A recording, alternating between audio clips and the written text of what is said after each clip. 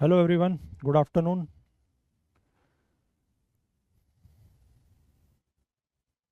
Good afternoon sir. Good afternoon क्या sir. हाल है?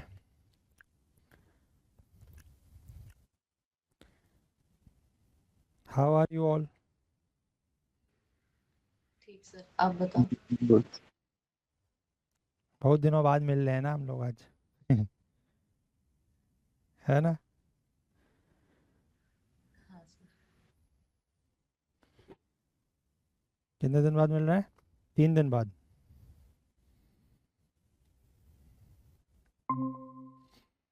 चलो, मुद्दे की बात। शीट हो गई? यस। हम्म। हाँ सर। दोनों हो गई? Yes sir.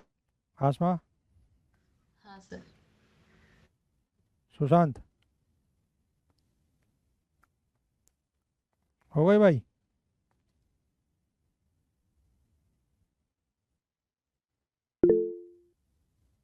चलो, बहुत बढ़िया।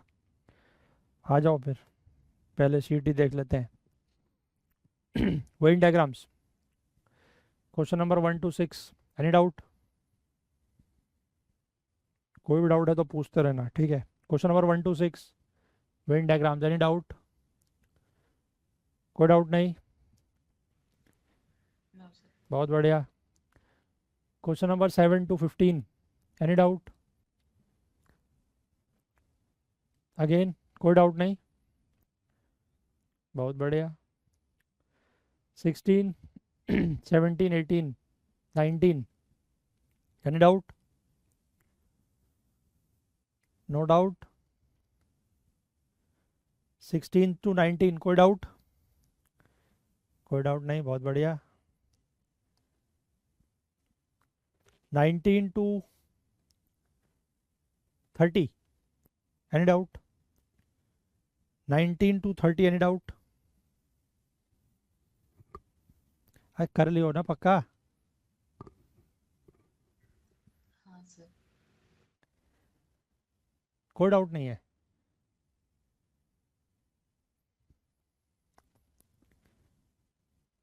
सर, B30 मतलब 30th क्वेश्चन। 30। और इससे पहले कोई डाउट नहीं है? हम्म।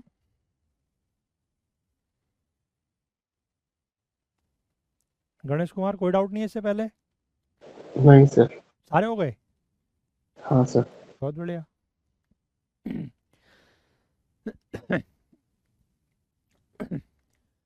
देखो, ये जो 30th क्वेश्चन है ये उसी तरीके का है जो हमने वो टी कॉफी मिल्क वाला किया था, याद है? सर। ये उसी टाइप का कुछ क्वेश्चन है, ठीक है? In a class 100 students play cricket, 80 students play football and 20 play both cricket and football. None playing hockey plays cricket. ठीक है, no one playing hockey plays cricket. Each player play at least 3 sports, तो मतलब at least 1 sport. 3 sports है, cricket, football और hockey. ठीक है। फिर आपको क्वेश्चन दिया हुआ है कि how many students are there in the class. एक क्लास में कितने स्टूडेंट्स हैं ये बताना है। 60 students play hockey, this is statement 1। And second statement says number of students in class is 5 times the number of students who play hockey only. ये बिल्कुल वैसा ही सेम क्वेश्चन है यार। है, करवाऊँ क्या? ये बिल्कुल सेम क्वेश्चन है, वही जो हमने वो टी कॉफी वाला किया था, याद है? याद है ना? तो बिल्कुल उसी के जैसा क्वेश्चन है ये। करना है? मतलब मैं करूँ सॉल्व या आप कर लेंगे? करूँ?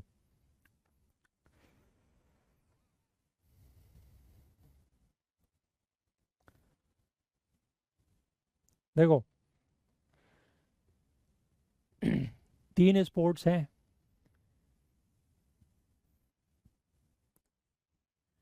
ठीक है, let's say cricket, football and hockey.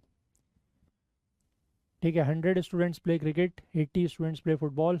And यहाँ पर एक चीज़ जो इंपॉर्टेंट है वो ये वाली लाइन है। कौन सी? ये वाली, कि no one playing hockey plays cricket. ठीक है, हॉकी और क्रिकेट के बीच में कुछ कॉमन नहीं है, हॉकी और क्रिकेट के बीच में कुछ कॉमन नहीं है, मतलब इधर यानी कि यहाँ भी ज़ीरो है, यहाँ भी ज़ीरो है। ठीक है, 100 students play cricket, 100 students play cricket, football खेलने वाले कितने हैं 80। ठीक है, and 20 place both, 20 place both, तो यानी कि 20 यहाँ आ गया, यहाँ 20 आया तो यहाँ 80 आ गया। ठीक है, यहाँ 80 है तो ये हमें अभी पता नहीं है, इतना ही पता है बस। ठीक है, अब इसके बाद हमें बताना है कि how many students are there in the class. 60 students play hockey, यानी कि हॉकी इज टोटल गिवन है 60, दिस इज स्टेटमेंट 1। तो यहाँ पर आप x लोगे तो this will B 60 minus x. ठीक है, ये आपका हो जाएगा अगेन 60 माइनस एक्स, क्योंकि यहाँ 20 है तो यहाँ बचा हुआ 60 और ये x है तो ये 60 माइनस एक्स। अब यहाँ से आप टोटल अगर निकालोगे, स्टेटमेंट 1 का यूज़ करके टोटल निकालोगे तो total will B this much, that is 80 plus 80, 80 plus 80 है ना, ये वाला 80 पूरा, उसके बाद ये 80 ज़ीरो और ये यानी कि 60 माइनस एक्स। तो you get this as 160, 220, 220 minus x, yes और नो। ठीक है, अब यहाँ से because since x is involve तो आप ओनली स्टेटमेंट 1 का यूज़ करके तो नहीं बता पाओगे कि कितने स्टूडेंट्स हैं टोटल, जो कि जब तक आपको एक्स नहीं पता तो कैसे बताओगे। ठीक है, तो ओनली स्टेटमेंट 1 से तो नहीं आएगा। फिर स्टेटमेंट 2 क्या कह रहा है कि number of students in class is 5 times the number of students who play hockey only.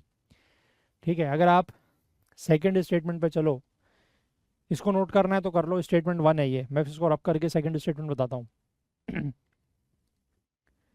इसको नोट करना है तो कर लीजिए।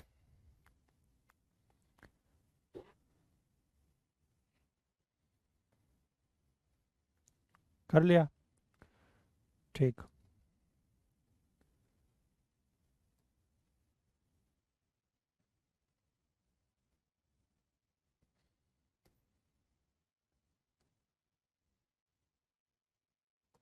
देखिए, सेकंड स्टेटमेंट में बोल रहा है कि the number of students in class is 5 times the number of students who play hockey only. तो let's say the number of students playing hockey only is x. ठीक है, तो अगर ये वाला पॉइंट एक्स है, बाकी तो हमें इधर का कुछ पता है नहीं हमें, लेकिन यहाँ से एक चीज़ पता है कि total will be equal to how much x. अगर x hockey only is x तो total will be equal to 5x। ठीक है, और टोटल निकालने के लिए वही करना है, ये पूरा this is 80, this is 80 and this is x, तो 80 plus 80 plus x, so this will be how much 5x is equal to 160 plus x। तो यहाँ से x निकल जाएगा, 4x इक्वल टू 160, तो यानी कि x की वैल्यू इज 40 और x की वैल्यू 40, तो total student that is 5x वो कितना हो जाएगा 200। ठीक है, तो answer is what, what is the answer, A, option A. ठीक है, कि question can be answered using one of the statements alone but can not be answer using another statement, क्योंकि स्टेटमेंट 1 से आंसर नहीं आ रहा है बट स्टेटमेंट 2 से answer आ रहा है। ठीक है, तो आंसर इज ऑप्शन ए। बिल्कुल ये सेम क्वेश्चन है जो हमने टी कॉफी वाला किया था यार, है वही तो है, बिल्कुल सेम है, नहीं है, उसी तरीके का डेटा भी लगभग वैसा ही है कि वहाँ पर भी वही दिया था 5 टाइम्स, यहाँ पर भी वही दिया हुआ है। ठीक है, चलिए, और कोई डाउट वेन डायग्राम्स में, एनी डाउट वेन डायग्राम्स, नहीं, चलिए बहुत बढ़िया, let's move on to syllogisms. Question number 1 to 6, any doubt, syllogisms any doubt, question number 1 to 6, या जिस भी क्वेश्चन में डाउट है क्वेश्चन नंबर बोल दो। 1 to 6 कोई डाउट नहीं है। Question number 7 to 10, 7 to 10 any doubt, कर लिए ना सारे, तुम बोलते हाँ नहीं हो तो डर लगता है यार, कर लिए ना। हाँ सर। ठीक है, एडवांस लेवल क्वेश्चन नंबर 11, 11 से 17, 11 to 17 any doubt, No, sir.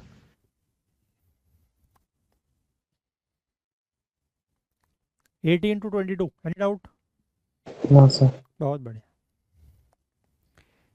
मुझे तो उम्मीद नहीं थी इतने बढ़िया प्रदर्शन किया आप लोगों से, बट अच्छी बात है। चलिए, तो मैं उम्मीद कर रहा हूँ कि आप लोगों ने ये सारे कर लिए हैं। ठीक है, हाँ सर। सारे हो गए? हाँ सर। बहुत बढ़िया, इससे बढ़िया तो कुछ हो ही नहीं सकता फिर। चलिए, अब आइए परसेंटेज में। ठीक है, जैसे कि आप लोगों ने फ्राइडे को हमें बोला था, नहीं थर्सडे को बोला था कि we have to start with percentage, और परसेंटेज में हम लोग we will take up 4 topics together. ठीक है, मतलब together means 1 by 1, starting with percentage, percentage then profit and loss, then ratio proportion and then mixture allegation. ठीक है, ये 4 टॉपिक्स आज चलेंगे, and after completing this 4 topics of quant then we will proceed back to again reasoning. ठीक है, चलिए, तो starting with percentage, what do you mean by the term percentage? Percentage शब्द से आप क्या समझते हैं, बताइए।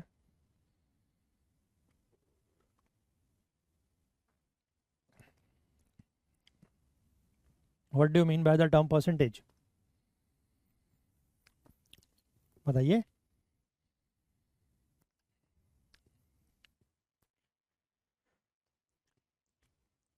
अरे बोलिए भाई, मंडे को आप लोगों का हाल ऐसा क्यों रहता है, मुझे समझ में नहीं आता। ये मैंने बहुत बार ऑब्जर्व किया है। हैं, 2 दिन की 3 दिन की छुट्टी होती तो हमें भूल जाते हैं क्या? हमारा चेहरा चेहरा जाना पहचाना नहीं लगता उसके बाद मंडे को?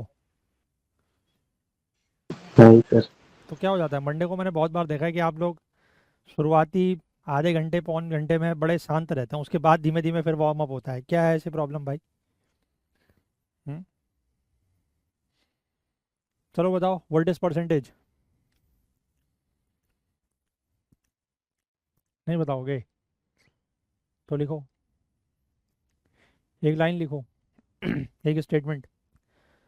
Percentage is representation of real outcome. Percentage is representation of real outcome in terms of in terms of 100. Percentage is representation of real outcome in terms of 100। यानी कि आपको कोई भी नंबर है, ठीक है, मतलब कोई भी क्वांटिटी हो किसी भी तरीके से, आगे अभी हम उसको डिस्कस करेंगे। अगर आपको उसमें रिप्रेजेंट करना है इन टर्म्स ऑफ परसेंटेज, ये सिंबल होता है परसेंटेज का, है ना, तो उसको रिप्रेजेंट कैसे कर सकते हैं? जो भी रियल आउटकम है, रियल आउटकम मतलब आप कह सकते हैं जो एक्चुअल आउटकम है या जो एक्चुअल आंसर है, डिवाइडेड बाय टोटल, ठीक है, and then multiply by 100। Yes और नो? Yes sir. यही मतलब होता है परसेंटेज का, कि जो भी आपका आउटकम आ रहा है उसको आप इन टर्म्स ऑफ 100 रिप्रेजेंट कर रहे हैं, तो that is known as percentage. ठीक है, इफ आई से I student got let's say 12 marks out of 20 marks. ठीक है, एक टेस्ट हुआ जिसके मैक्सिमम मार्क्स थे 20 और स्टूडेंट को मिले 12 मार्क्स, तो how many percentage marks did he get? कितने परसेंटेज मार्क्स मिले उसको? तो कैसे करेंगे? रियल आउटकम, उसके मार्क्स कितने आए? 12। टोटल मार्क्स कितने थे? 20, मल्टीप्लाई बाई 100, तो this will be how much? 60%। 60%। ठीक है बात, this is the meaning of percentage. Clear है? Yes sir. Yes sir. Next, right down there are few concepts that we will discuss, और उसके बाद फिर क्वेश्चंस। ठीक है, it's a very easy topic, बचपन से पढ़ते आ रहे हैं, है ना। टॉपिक अपने आप में बहुत आसान है, और क्वेश्चन भी इस टॉपिक के जो हैं वो बहुत आसान आसान आते हैं। ठीक है, और क्वेश्चन भी लगभग लगभग हर साल आते हैं। लास्ट ईयर 2024 में भी 3 क्वेश्चन आए थे और इस साल 2025 में भी 2 क्वेश्चन आए हैं। ठीक है, वो क्वेश्चन भी हम लोग देखेंगे। तो first of all write down concept number 1। Concept number 1 is converting any percentage into fraction. Converting any percentage into fraction.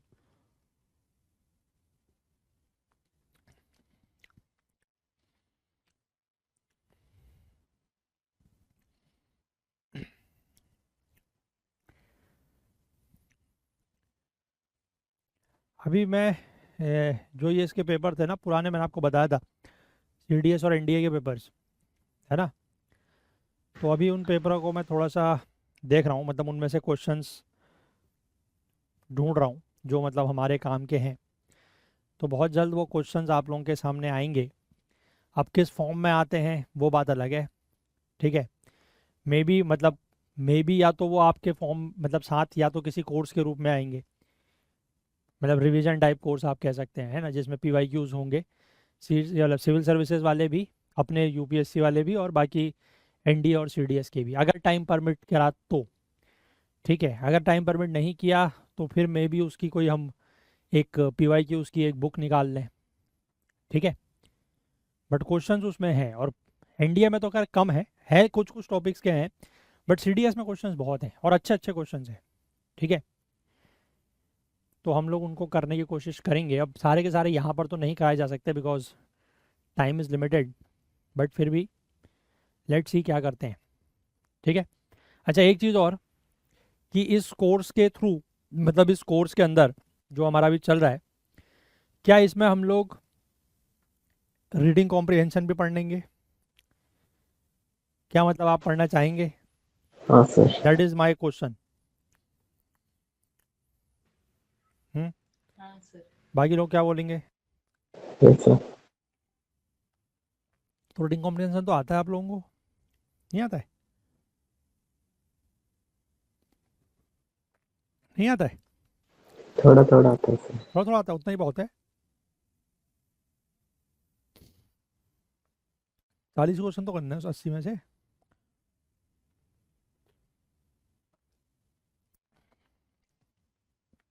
Quant और रीजनिंग कितना पढ़ लिया अब? 40 क्वेश्चन तो हो ही जाएंगे, क्या बोलते हैं? नहीं हो पाएंगे? अरे हाँ या ना, कुछ तो बोलो यार।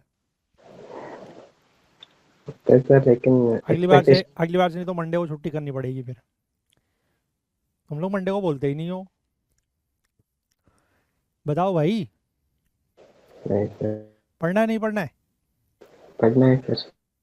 आसमा, हाँ सर। पढ़ना है? हाँ सर। क्यों पढ़ना है? Part of the course sir, इसलिए। Out of the course last year तो मना कर दिया था तुम लोग, हाँ लास्ट ईयर याद है? हाँ सर। तो फिर पार्ट ऑफ द कोर्स तो लास्ट ईयर भी था वो। पर इस बार लास्ट ईयर सभी ने मना किया था। अच्छा, हाँ sir.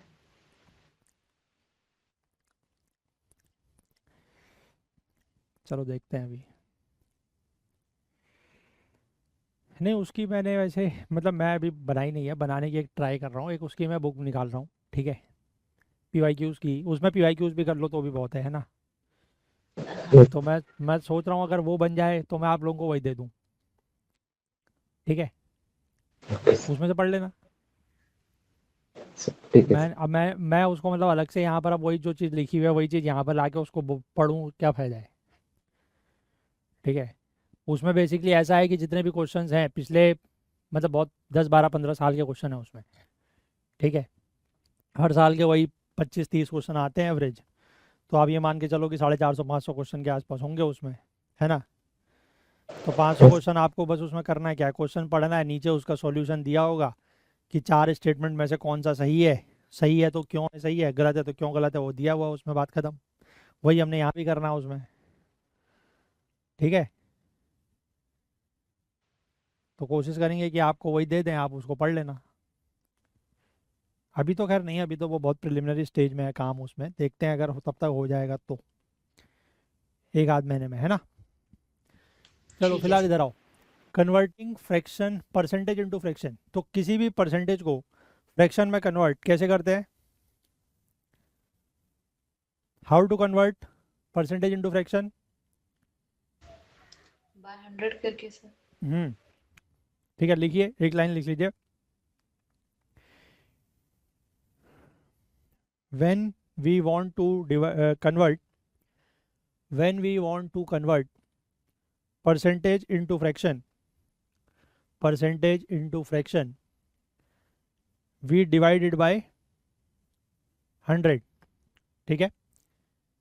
when we want to convert percentage into fraction we divide it by 100, so let's say we have 50%, convert it into fraction, so this will be 50 by 100, so this will be how much? इसको आप simplify करेंगे तो you will gate 1/2, ठीक है। Similarly if I से 20%, इसको बताइए कितना आएगा फ्रैक्शन में, कितना आएगा? 1/5। 1/5, ठीक है।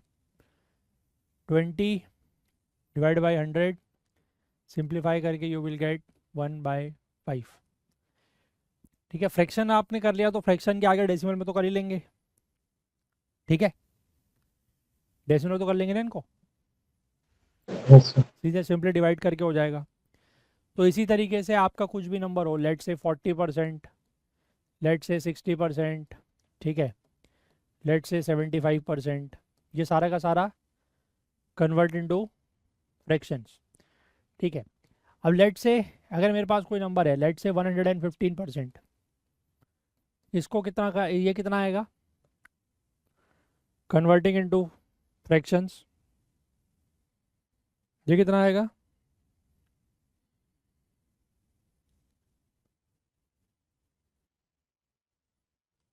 बोलिए। 115 कन्वर्टिंग इनटू फ्रैक्शन,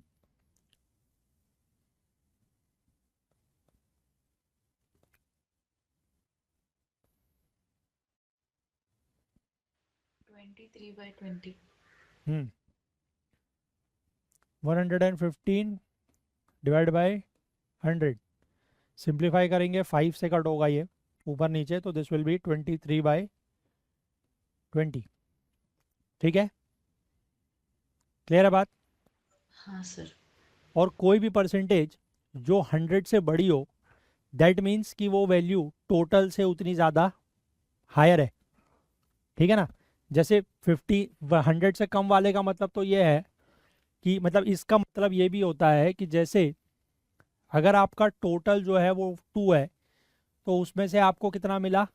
1, ठीक है। मतलब टोटल इज 2, तो आउटकम जो है दैट इज 1, है ना। मतलब 1 out of 2, this is 1 out of 5, अगर टोटल है 5। अब यहाँ पर अगर आप इसको ऐसे समझें, तो ये अगर 20 है तो 20 में से 23 तो नहीं मिल सकता, है कि नहीं बात? हाँ सर। तो 23 का मतलब ये है कि whenever any percentage is higher than 100, तो 23 का मतलब है ये 20 से कितना ज़्यादा है। तो कितना ज़्यादा है? 3 मोर, 23 इज 3 मोर देन 20, ठीक है। तो 100 से बड़े वाले जो भी परसेंटेज हैं वो हमें ये बताते हैं कि वो आउट ऑफ दिस नहीं होगा, क्योंकि आउट ऑफ दिस 20 में से 23 नहीं हो सकता ना, यस और नो। Yes, sir. जैसे मैंने आपको पीछे वो मार्क्स वाला बताया कि स्टूडेंट को 20 में से 12 मार्क्स मिले हैं, तो उसको 60% मिला है, ठीक है। अब यहाँ पर अगर मार्क्स, ये अगर आप इसको मार्क्स कंसिडर करते हो 20, तो 20 में से 23 तो नहीं मिल सकता। तो इसका मतलब ये है कि एनी परसेंटेज हायर देन 100 का मतलब है कि वो ये रिप्रेजेंट कर रहा है कि ये जो ऊपर वाली वैल्यू है, जो आउटकम है, वो टोटल से कितना ज़्यादा है, how much more that outcome is from the total value. समझ गए बात? Yes, sir. ठीक है ना। चलिए हाँ sir. Next, this was concept number 1, converting percentage into fraction. Concept number 2 is इसी का just reverse, that is converting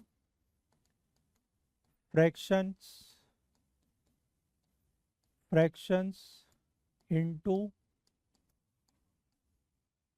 percentage. इसके लिए क्या करेंगे? 100 को मल्टीप्लाई करेंगे. हाँ, इसमें भी लिख लीजिए. when we want to convert any fraction into percentage, when we want to convert any fraction into percentage, comma, we multiply by 100. ठीक है. परसेंटेज टू फ्रैक्शंस कन्वर्ट करना है तो divide by 100, fractions to percentage करना है तो multiply by 100. ठीक है. और यहाँ पर जो मैं कन्वर्ट या फ्रैक्शंस में कर रहा हूँ, इसका मतलब आप फ्रैक्शंस में कर लेंगे तो आप डेसिमल्स में भी कर लेंगे. यस और no? Converting percentage into fractions और डेसिमल्स. सिमिलरली अगर आप फ्रैक्शंस को कन्वर्ट कर रहे हैं इनटू परसेंटेज, यानी कि आप किसको कन्वर्ट कर रहे हैं? डेसिमल्स को. एक ही बात है.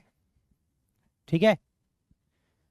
तो इफ आई से देयर इज अ फ्रैक्शन 2/5, और you can say this will be in terms of decimal. कितनी होगी ये वैल्यू?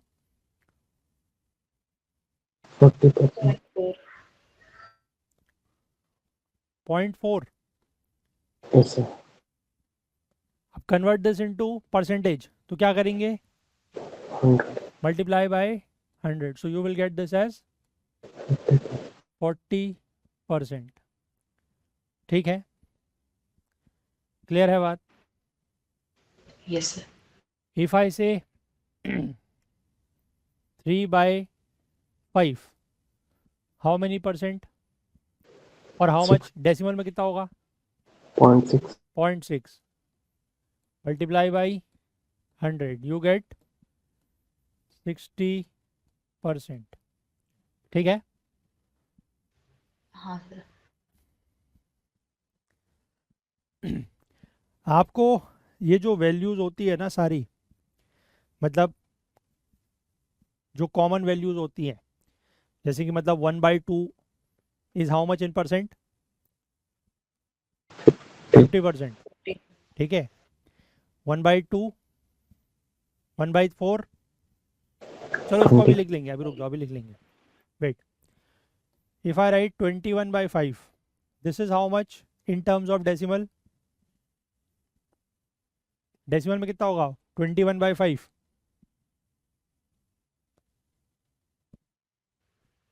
420.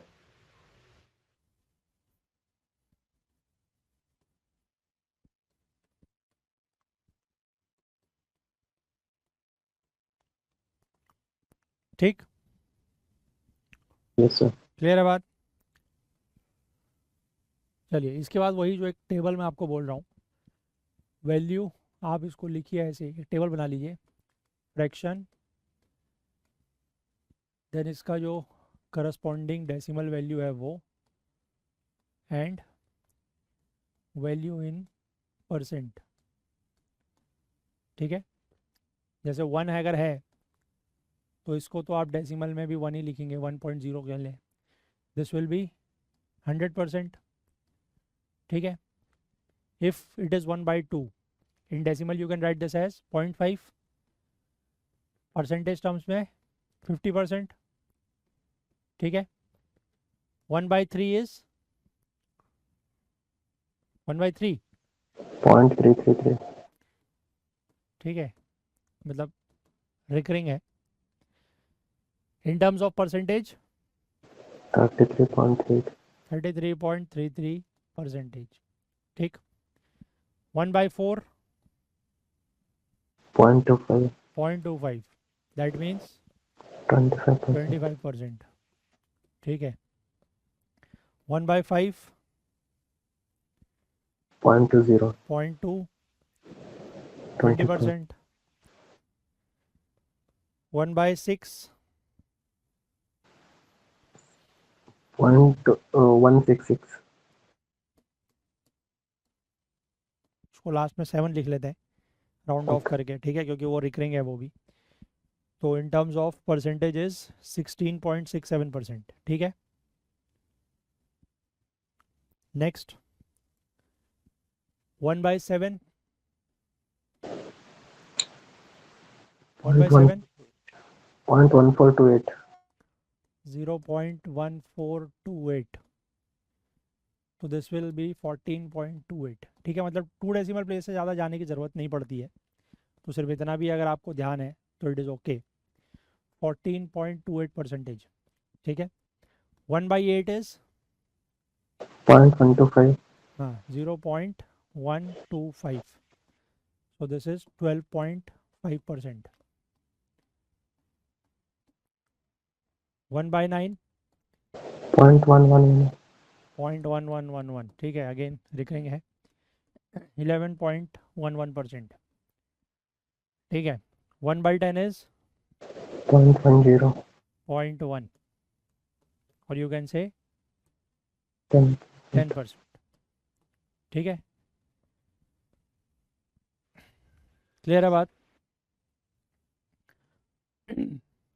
ठीक है, Yes, sir.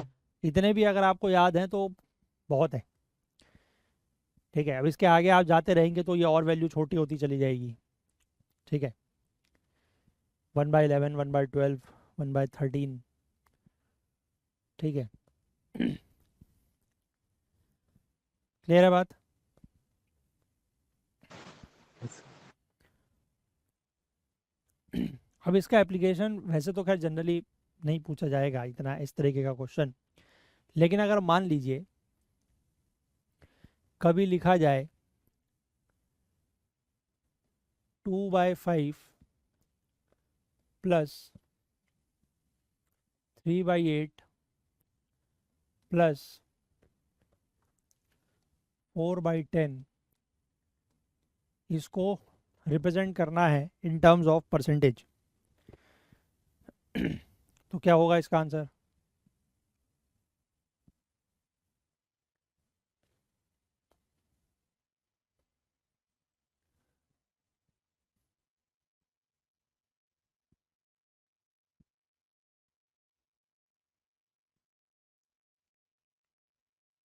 What will be this in terms of percentage? 117.5. 100 and 17.5%. 117.5%। Anyone else? यही आ रहा है? हाँ सर। यही आ रहा है?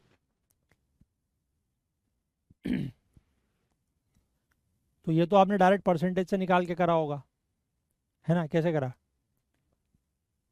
ऐसे ही करा?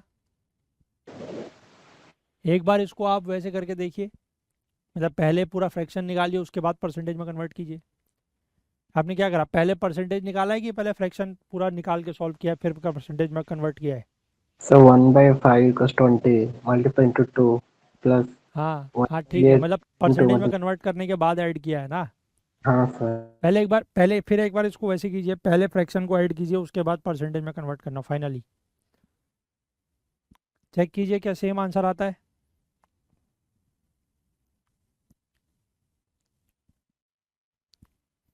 ठीक है, मतलब इसको आप कन्वर्ट इनटू, मतलब पूरा अगर आप इसको लेंगे तो इसका एलसीएम कितना आएगा? 40। 40, ठीक है। तो 8 टाइम्स मतलब 16 प्लस 5 टाइम्स मतलब 15 प्लस 4 टाइम्स मतलब 16, ठीक है। तो ये आपका हो गया 46, 47। 47, 47/40, ठीक है। तो 47/40, अब 47/40 को इंटू 100 कर लीजिए तो फ्रैक्शन में बन जाएगा वहीं से, ठीक है ना? हाँ हाँ कि ना? या फिर आप इसको ऐसे भी कन्वर्ट कर सकते हैं कि आपको ये वैल्यू दिख रही है कि ये वाली जो ऊपर वाली वैल्यू है ये नीचे वाली से कितनी ज़्यादा है? 7. 7। अब आपको एक चीज़ पता है कि नीचे मतलब ये जो नीचे वाला वैल्यू है, this constitutes how much percentage? 100. 100, मतलब 40 इज 100%, है ना? तो 7 ज़्यादा है, तो 7 ज़्यादा होने का मतलब क्या है? 7 मोर देन 100%। ठीक है, बट वो 7 किसके किससे किस में मतलब किसके रिलेटिव निकालना है? 7 40. 40, Total amount. है ना? तो यानी कि 7/40 मोर, तो 7/40 इन टर्म्स ऑफ परसेंटेज कितना होगा? 1/40 कितना होगा? 2.5। यस और नो? तो 7/40 कितना होगा? जस्ट मल्टीप्लाई दिस बाय 7, तो ये कितना हो जाएगा? 17.5। ठीक है, तो यानी कि 100 से 17.5 ज़्यादा, तो दैट मीन्स 117.5। ठीक है, एक तरीका ये भी है, दूसरा तरीका जो आपने ऊपर वाले में किया वो भी कर सकते हैं कि आपको पता है कि 1/5 इज़ 40, सॉरी 20, तो 2/5 इज़ 40। ठीक है, प्लस 1/8 इज़ 12.5, उसका 3 टाइम्स, दैट इज़ 37.5, है ना?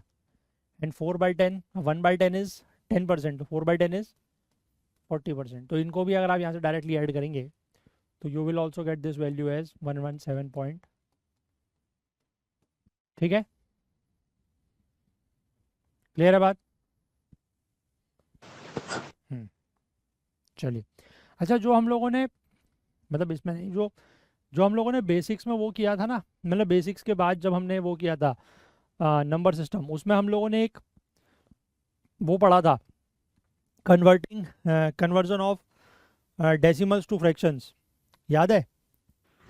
हाँ सर. उसमें 2-3 टाइप के पढ़े थे हमने, रिकरिंग, नॉन रिकरिंग, वो वाले टाइप के, है ना? तो उनको लेकर भी क्वेश्चन आए हुए हैं बहुत सारे।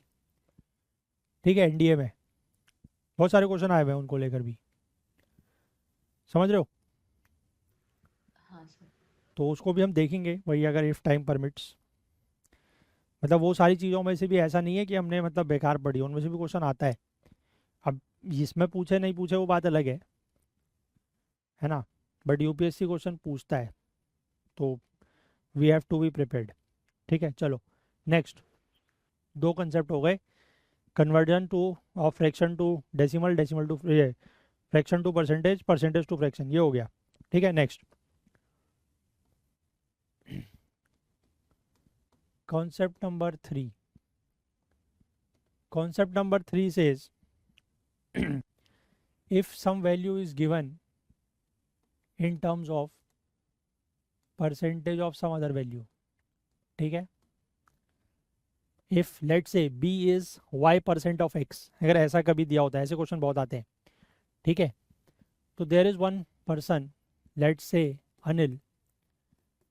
ठीक है, अनिल के पास लेट्स से वी हैव ₹800।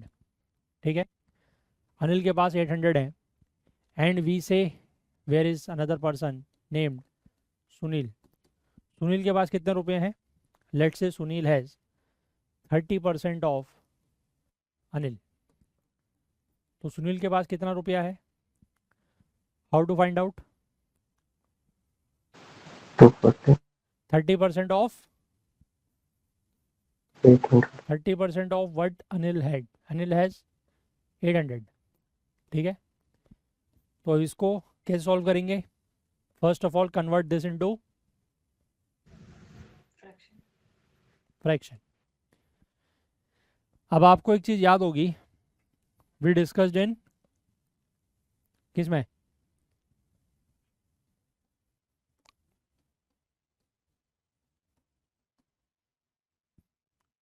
क्या है ये, बोलना याद है? था. इसमें मैंने आपको बताया था ये क्या होता है? क्या होता है? बोलो यार, यही है वो। ठीक है, तो क्या करते हैं इसका? Multiply. मल्टीप्लाई। मैंने वहां पर भी तो बताया था आपको कि ऑफ जो है वो कुछ नहीं है, वो मल्टीप्लाई ही होता है, ठीक है, हाँ सर। मल्टीप्लाई। क्योंकि अब इसको मतलब ऑफ को आप मैथमेटिकली सॉल्व कैसे करोगे? मैथमेटिकली सॉल्व करने के लिए कुछ सिंबल तो चाहिए ना, हमें कुछ ऑपरेटर तो चाहिए। तो this is converted into percentage. अब इसके बाद अब इसको सॉल्व कर सकते हैं, ठीक है, यहाँ से 2 जीरो काट दीजिए, सो दिस विल बी 240। क्लियर है बात? Yes sir. क्लियर है? Yes, sir. ठीक है। तो इसमें अभी इसका अगला वाला जो आएगा उसको, इसमें थोड़ा सा डिफरेंस होगा, बस इसको ध्यान रखिएगा कि b is y% of x, है ना, कि एक वैल्यू हमारे पास है x और b उसका कुछ परसेंटेज है, तो we do it this way, ठीक है। क्लियर है बात? फिर से एक टेबल बनाइए,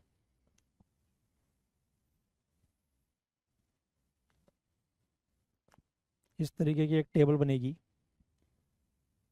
अच्छा, ये भी सही है, ये भी सही है भाई, रुको।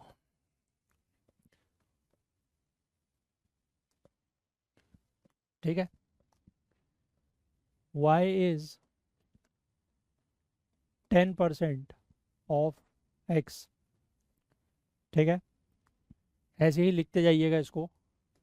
y is 30% of x, y is 50% of x, y is 75% of x, है ना, वो पूरा पूरा लिख लेना आप। y is 95% of x and y is 210% of x, ठीक है। y is 10% of x, y is 30% of x, y is 50% of x, y is 75% of x, y is 95% of x and y is 210% of x, ठीक है। Clear है बात? So that means y is equal to 10% of x, यानी कि उसको आप क्या लिख सकते हैं, y is equal to how much, 10 by 100 into x और is equal to 0.1x, ठीक है। हाँ सर। तो इसको आप चाहें तो आप बाकी पूरा लिखना चाहें टेबल कंप्लीट कर लें, या फिर आप सिर्फ यहाँ पर सीधे वैल्यूज़ भी लिख सकते हैं अगर आपको बात समझ में आ गई है। सेकंड वाले में यहाँ पर क्या आएगा, 0.3x, इसमें क्या आएगा 0.5, 0.5x, इसमें क्या आएगा 0.75, 0.75x, इसमें क्या आएगा 0.95, 0.95x, और इसमें क्या आएगा,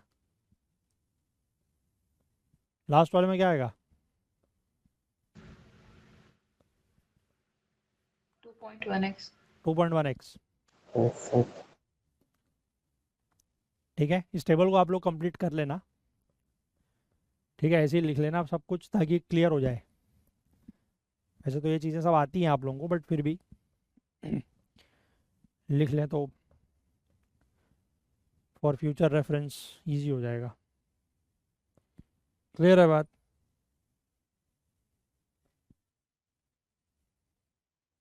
क्लियर है?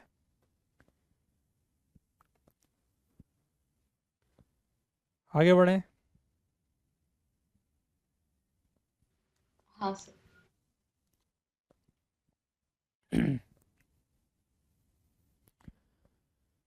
इस टेबल को कंप्लीट कर लेना, ठीक है। Concept number let's say 4, slightly different from the last concept. b is y% more than x,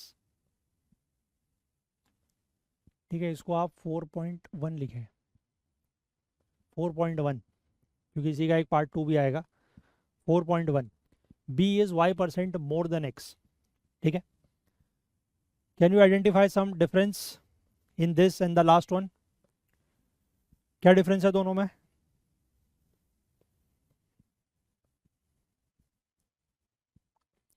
what is the difference? Last वाले में था कि वो x का कुछ पार्ट था, पर ये x से ज्यादा वाला पार्ट है। ठीक है, last one was B is Y percentage of X, मतलब बी इज एक्स, अगर कुछ वैल्यू एक्स है तो बी उसका Y percentage of that X है, ठीक है। बट यहाँ पर है कि अगर कोई वैल्यू एक्स है तो वाई बी उससे वाई परसेंट ज़्यादा है, ठीक है। In what other words can I right this statement, क्या हो सकता है कुछ और वर्डिंग इस सेम सेंटेंस के लिए कि b is y percent more than x, इसके लिए मैं क्या और वर्ड्स लिख सकता हूं, बताइए। कि x कितना इंक्रीज हुआ है। तो कितना इंक्रीज हुआ है, y% y%। तो इसको मैं ऐसे भी लिख सकता हूं कि x is increased by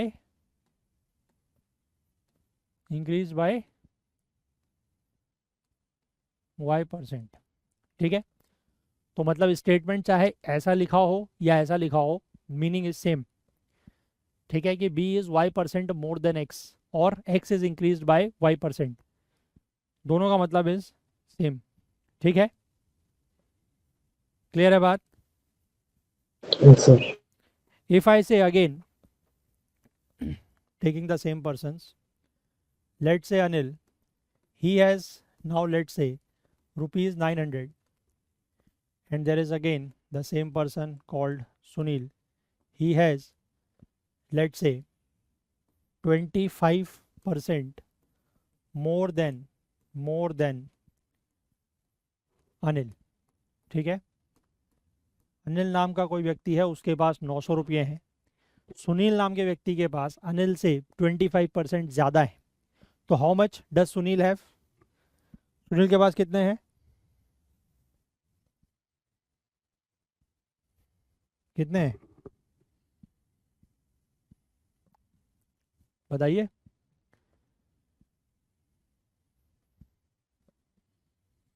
1,125 rupees. 1125, Yes, sir. ठीक है। बिकॉज हाँ 25% मोर का मतलब है कि this value is increased by 25%, this value plus 25% of this value, ठीक है। या फिर आप इसको ये भी कह सकते हैं, ये 25 का मतलब ये 900 का मतलब क्या है, 100%, क्योंकि ये तो रेफरेंस वैल्यू है ना, यस तो सर। दिस इज 100%, और ये उससे 25% ज़्यादा, तो आप इस चीज़ को ऐसे भी लिख सकते हो 125% ऑफ 900। भाई अगर ये कोई बात नहीं समझ में आएगी तो पूछ लेना, ठीक है, क्योंकि बाद में फिर क्वेश्चंस करते टाइम हम लोग फिर डायरेक्ट लिखेंगे, ठीक है। फिर बार बार मैं ये सारी स्टेप्स नहीं लिखूंगा वहाँ पर क्वेश्चंस करते टाइम, मैं इसीलिए आपको यहाँ पर डिटेल में बता रहा हूँ ये सारी चीज़ें, अगर आप भी समझ जाएंगे तो वहाँ पर सीधे डायरेक्ट लिखेंगे फिर, ठीक है। तो आप इसको ऐसे भी लिख सकते हैं 900 प्लस 25% ऑफ 900 को ऐसे भी लिख सकते हैं, बिकॉज 900 को अगर आप कॉमन करेंगे तो ये वैल्यू 1 आएगी, 1 इज़ नथिंग बट 100%, ठीक है। तो 100% और 25% को ऐड करेंगे तो बन जाएगा कितना 125%। अब 125% को इसको जब सॉल्व करेंगे तो क्या करेंगे, 125 बाई 100, ठीक है, ऑफ की जगह मल्टीप्लाई इंटू 900, यही करना है, ठीक है। या फिर इसी चीज़ को आप इतना बड़ा भी ना लिखें, डायरेक्ट आप इसको कैसे लिख सकते हैं, this can be written as 1.25, yes और no, Yes, sir. Yes sir.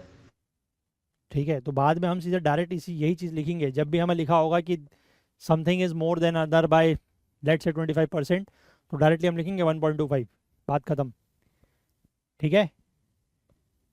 Question करते टाइम ये इतनी लंबी कहानी नहीं करेंगे हम, कि अगर दिया होगा कि इफ़ समथिंग इज 25% मोर तो हम डायरेक्ट लिखेंगे 1.25 इंटू द इनिशियल वैल्यू और द रेफरेंस वैल्यू जो भी होगी, ठीक है।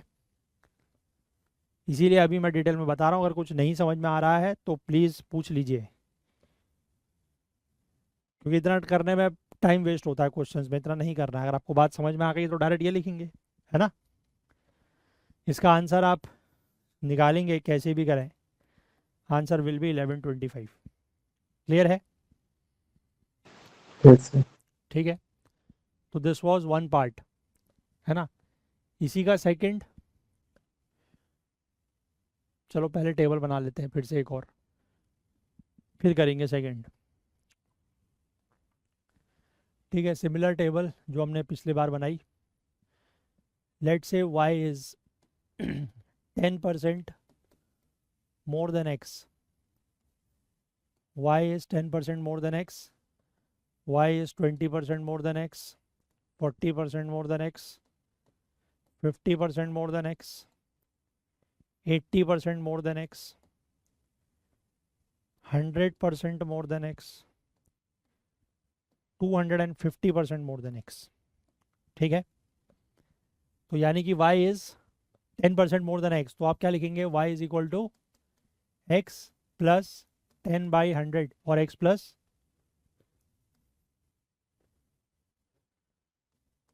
10% of x, यही लिखेंगे। y is 10% more than x का मतलब यही हुआ ना, y is equal to x plus 10% of x, है ना। यानी कि इसको आप और क्या लिख सकते हैं, y is equal to 110% of x, और इसको और क्या लिख सकते हैं, ये। ठीक है, ये मैं इतनी आपको एक्सरसाइज इसलिए करवा रहा हूँ ताकि अगर आपको एग्जाम में क्वेश्चन में ये दिखे, ये जो दिखता है, ठीक है, स्टेटमेंट ये दिखती है, तो आपको ये सारी जो प्रोसेस है इसको स्किप करके सीधे यहाँ आना है।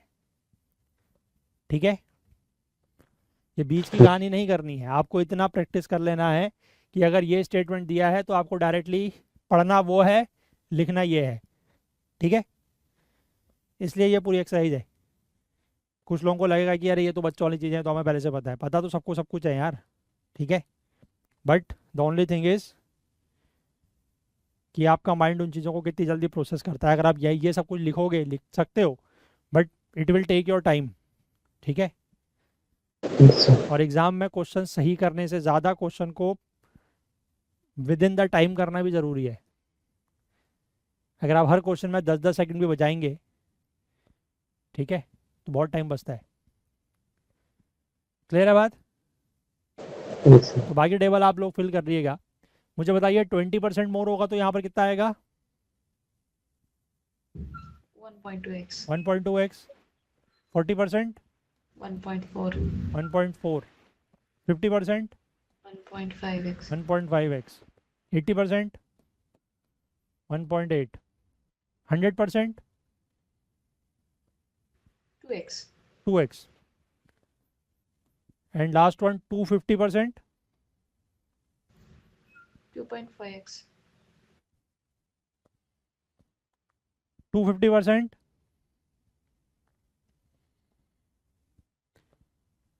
250%, यहाँ पर कितना आएगा, 3.5 3.5x।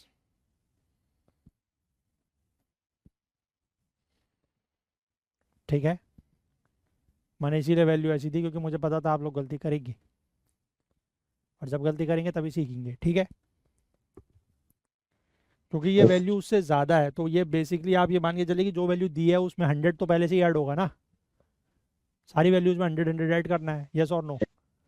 Yes, sir. ठीक है बात, क्लियर हुआ?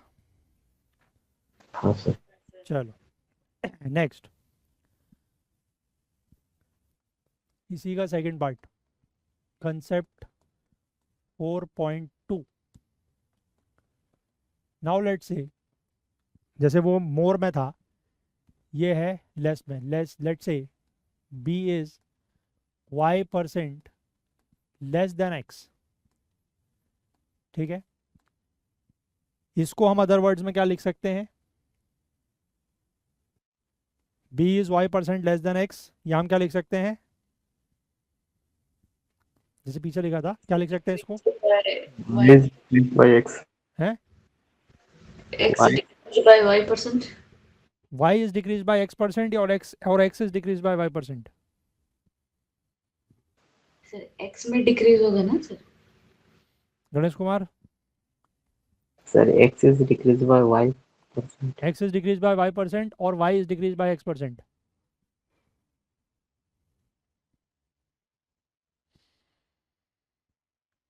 बोलो भाई. x is decreased by y% और y is decreased by x%. इसका मतलब क्या है जो लिखा हुआ है? बोलो बोलो, जो भी जिस बात को लेकर श्योर हो वो बोलो. Sir, X is decreased by x is Y%. decreased by y%. ठीक है, बिकॉज x को हम डिक्रीज कर रहे हैं, b की जो वैल्यू है वो x से y कम है, यानी कि x is decreased bye y%. ठीक है, x को y% कम कर रहे हैं. क्लियर है बात? लेट्स से अगेन दो same person, Anil. Now let's say he has rupees 1000 and another person, Sunil, has, let's say, 25% less than Anil. So how much money does Sunil has? 750. 750. 25% less, इसको आप ऐसे लिखेंगे वैसे पूरा minus, क्योंकि minus करेंगे क्योंकि डिक्रीज हो रहा है. ठीक है, पिछले वाले में इंक्रीज किया था, यहाँ पर माइनस करेंगे ऑफ द इनिशियल और the reference value that is 1000. अब इसको आप या तो ऐसे सॉल्व करें या फिर आप इसको क्या लिख सकते हैं, दिस इज 1 मतलब 100%, तो दिस इज 75%. ठीक है ना, 100 माइनस 25% इज 75%. 75% ऑफ 1000, या फिर 75% को आप क्या लिख सकते हैं, 0.75 of this. So you will get this as. Clear है बात? Yes sir. तो जब हमें स्टेटमेंट दिया होगा ये, ठीक है, तो स्टेटमेंट दिया होगा ये और इनिशियल वैल्यू दी होगी ये, तो ये पढ़ने के बाद डायरेक्टली ये लिखना है. ठीक है, ये बीच के दो स्टेप नहीं करने. क्लियर है बात? Yes, sir. ये जस्ट आपके अंडरस्टैंडिंग के लिए है कि पीछे जो मतलब प्रोसेस चल रहा है उसके पीछे क्या हो रहा है, बट ये पूरा लिखना नहीं है. ठीक है ना, जब एग्ज़ाम में भी या जब घर में भी आप क्वेश्चन सॉल्व करेंगे तो आपको यही प्रैक्टिस करनी है कि यहाँ से सीधे यहाँ आना है. क्लियर है बात? चलिए नेक्स्ट, फिर से टेबल बनाइए.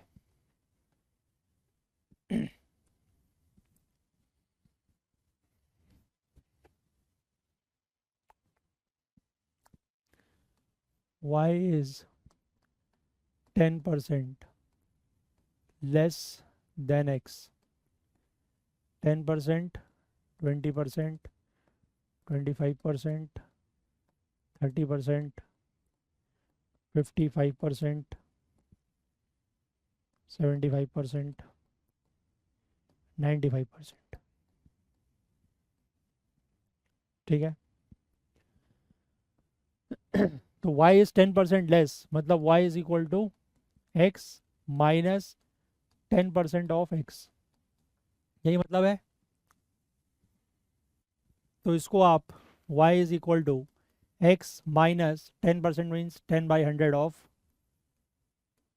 x, यानी कि x माइनस 0.1 ऑफ x या फिर 0.9x. ये बात समझ में आ गई? क्लियर है? तो whenever this statement is given कि y is 10% less than x, तो डायरेक्टली आपको लिखना है y is equal to 0.9x. Clear है बात?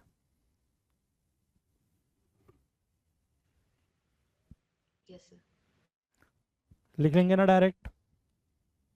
Okay. ठीक है, 20% में कितना आएगा? 0.8. 0.8 0.8x. 25% में 0.75. 0.75x. 30% में 0.7. 0.7x. 55 में 0.45. 0.45x. 75 में 0.25 0.25x और लास्ट 95 में 0.05 0.05x। ठीक है, तो whenever this type of statement is given, क्योंकि ये बड़ा कॉमन है, इसके क्वेश्चन बहुत आते हैं इस तरीके के, ठीक है, कि Y is this percent of X, A is this percent of B, ऐसे बहुत सारे क्वेश्चन होंगे, अभी हम देखेंगे अभी। तो ये कर लिखा है तो आपको डायरेक्टली ये समझना है और यही लिखना है, ठीक है, Yes, sir. क्लियर हो गई बात? पक्का? गड़बड़ तो नहीं करेंगे? Right, sir. ठीक है, ये टेबल्स को कंप्लीट कर लेना अपने घर में, ठीक है, एक बार। Next concept number 5।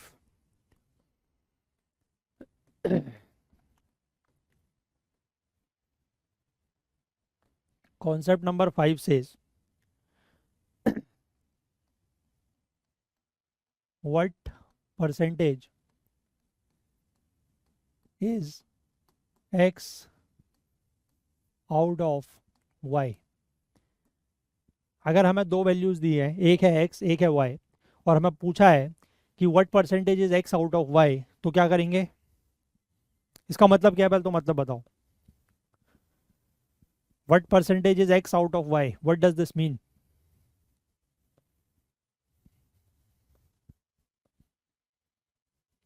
बताइए, मतलब बताइए इसका।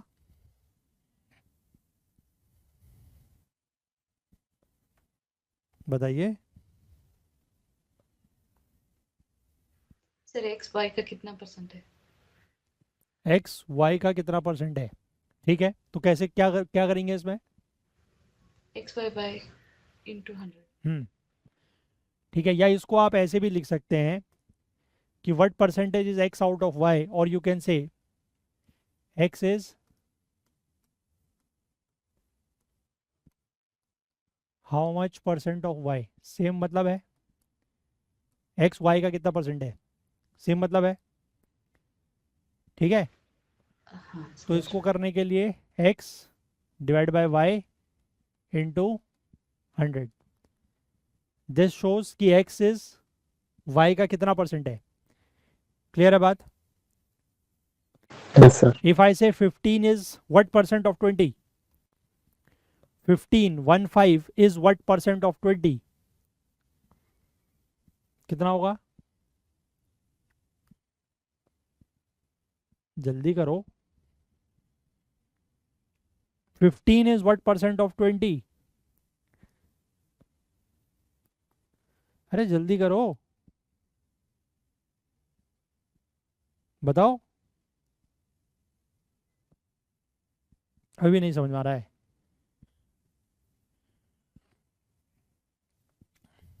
60%। कितना? 60। 60%? Ganesh Kumar? Next is 75%. 75%? Yes, sir. Asma? Sorry sir 75%। ऐसी उम्मीद नहीं है बेटा मुझे आपसे। है sorry sorry sir. X by Y simple है, 15 इज व्हाट परसेंट ऑफ 20, तो 15 बाई 20 इंटू 100, ठीक है। ये एक ऐसा टॉपिक है परसेंटेज, मतलब जो हमारे आप कह सकते हैं कि रियल लाइफ से बहुत क्लोजली रिलेटेड है, ठीक है नहीं है? हाँ सर। क्योंकि परसेंटेज हम लोग रियल लाइफ में भी बहुत यूज़ करते हैं, है ना? Yes, sir. मतलब क्योंकि मैंने आपको पहले भी दिन भी ये बात हमारी हुई थी कि जो हम लोग वाकई में मतलब यहाँ पर या स्कूल में या कहीं पर भी जो चीज़ पढ़ते हैं वो हमारे रियल लाइफ में या डे टू डे लाइफ में अप्लाई बहुत कम होती हैं, ठीक है। खासकर mathematics is one such subject, ठीक है। वैसे नहीं, मतलब मैं इसका प्रैक्टिकल एप्लीकेशन ये नहीं कह रहा हूँ कि मैथ्स का एप्लीकेशन ही नहीं है, बट हमारी डेली लाइफ में, ठीक है। साइंटिफिक एप्लीकेशन की बात नहीं करना। ट्रिग्नोमेट्री का एप्लीकेशन जैसे अब trigonometry is very important in scientific calculations, but trigonometry का यूज डेली लाइफ में क्या है? कहाँ लगाते हो साइन थीटा कॉस थीटा? बताओ मुझे, स्कूल में पढ़ने के अलावा कहीं लगाए हो आज तक? नहीं सर। नहीं लगाए हो ना, तो वही कह रहा हूँ। बट ये ऐसा टॉपिक है, जैसे ये हो गया, या फिर आप प्रॉफिट एंड लॉस, ये टॉपिक ऐसे हैं कि जो आपके रियल लाइफ से बहुत क्लोजली रिलेटेड है, ठीक है। चलो, तो ये भी समझ में आ गया कंसेप्ट नंबर 5, ठीक है। हाँ। Next concept number 6।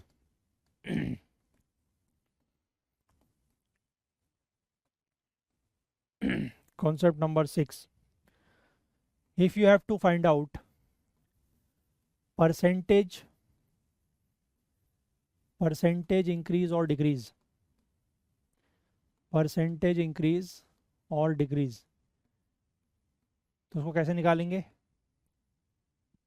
Percentage increase और डिक्रीज अगर आपको कभी निकालना है तो कैसे निकालेंगे? इसको निकालने के लिए क्या करेंगे? नेट इंक्रीज या डिक्रीज निकालेंगे, ठीक है। अच्छा, हमें कैसे पता लगेगा कि कोई चीज़ इंक्रीज हो रही है या डिक्रीज हो रही है? कैसे पता लगेगा?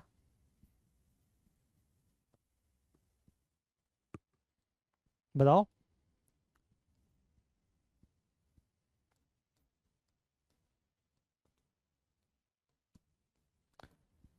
अरे बोलो भाई। How we will sir come to know कि whether any quantity is increasing और डिक्रीजिंग, कैसे पता लगेगा?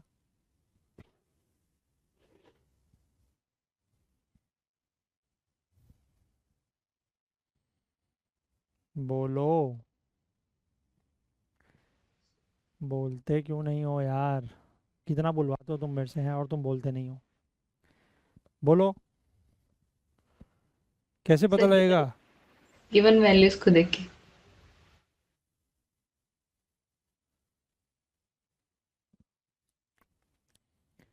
आप एक काम करो, आप हमेशा जब भी आपको नेट इंक्रीज या डिक्रीज निकालना हो या परसेंटेज इंक्रीज या डिक्रीज निकालना हो, उसके लिए आप करो फाइनल माइनस इनिशियल, ठीक है। क्लियर है बात? इस बात को हमेशा याद रखो। फाइनल माइनस इनिशियल आप निकालो, अगर ये वैल्यू फाइनल माइनस इनिशियल अगर ये वैल्यू ग्रेटर देन जीरो आती है, मतलब पॉजिटिव में आती है, तो इसका मतलब क्या हो रहा है? There is what? Increase increase. और ये वैल्यू अगर लेस देन जीरो यानी कि नेगेटिव आती है तो there is a decrease. Decrease, ठीक है। वैल्यू देख के भी हम बता सकते हैं कि फाइनल वैल्यू अगर छोटी है इनिशियल वैल्यू से तो that means there is a decrease, है ना। या फाइनल वैल्यू अगर बड़ी है देन इनिशियल वैल्यू तो then there is a increase. But आप ऐसे भी कर सकते हो कि डायरेक्टली आप हमेशा फाइनल माइनस इनिशियल निकालो, अगर वैल्यू पॉजिटिव आती है तो that means there is a increase, negative आती है तो देयर इज अ डिक्रीज, ठीक है। ये आपने ऊपर निकाला न्यूमरेटर में, नीचे आपने क्या रहा? इनिशियल वैल्यू, है ना। और इस पूरे को करना क्या है फिर? Multiply by 100। 100, क्योंकि परसेंटेज के टर्म्स में निकालना है। क्लियर है बात? Yes. नेक्स्ट क्वेश्चन लिखिए, उससे समझ में आएगा। क्वेश्चन लिखिए, ये लिख लिया ना? तो क्वेश्चन लिखिए, if if Sachin's income Sachin's income if Sachin's income was 50,000, 50, if Sachin's income was 50,000, comma, he got a hike, he got a hike such that his new income is such that his new income is new income is new income is 57,000, new income is rupees 57,000, full stop. What is the percentage increase or decrease? What is the percentage increase or decrease? बताएं, whether there is an increase and increase or decrease, and by how much percent?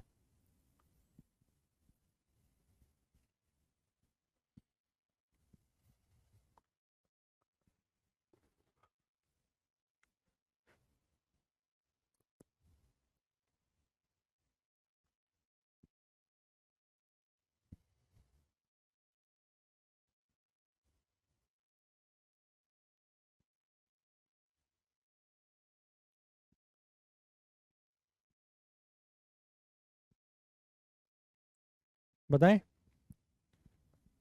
Increase और decrease and by how much percentage?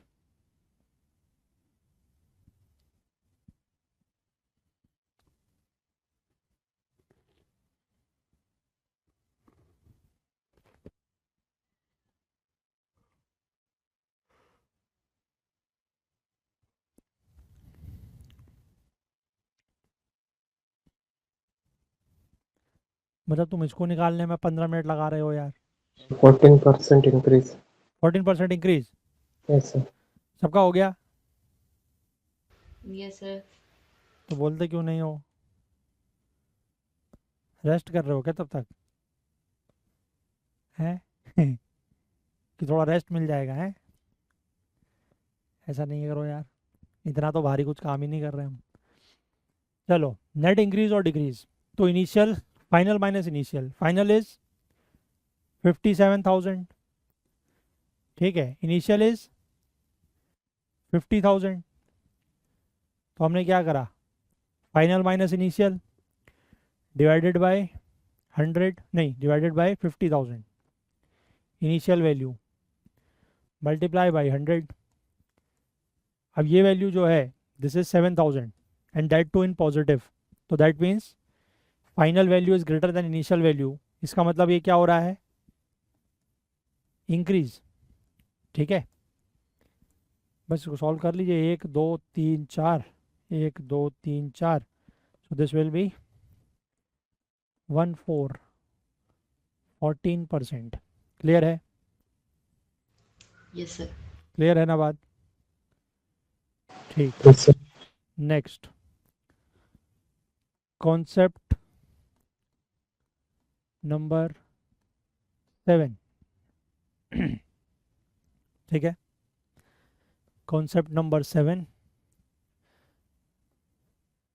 This is again one of the concept जिसके ऊपर direct question आते हैं। Last year भी आया था 24 में और इस बार भी आया है।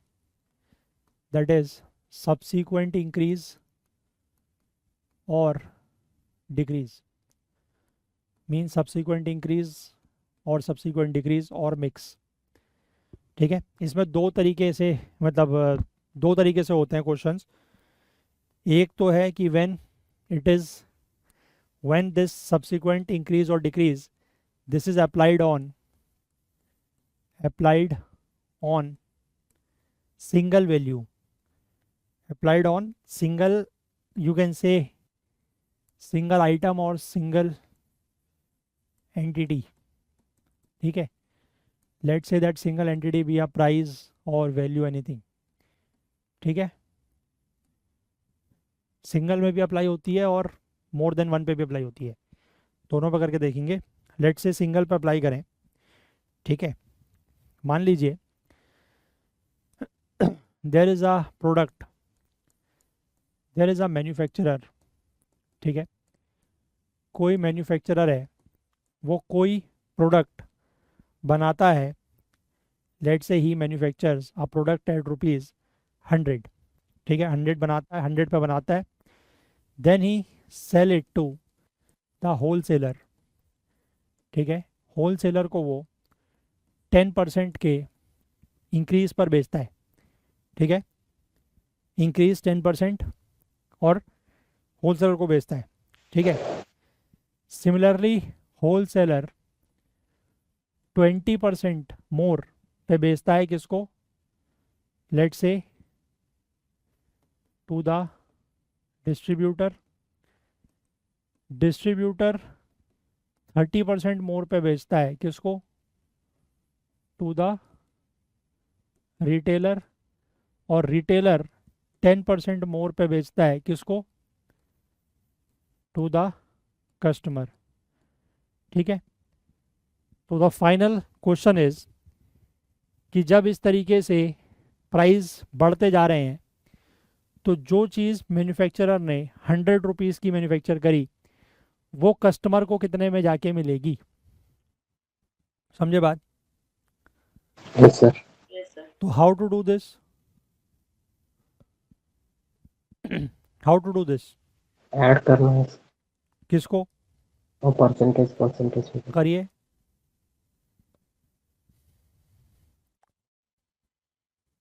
मुझे फाइनल बताइए कस्टमर को कितने में मिलेगी।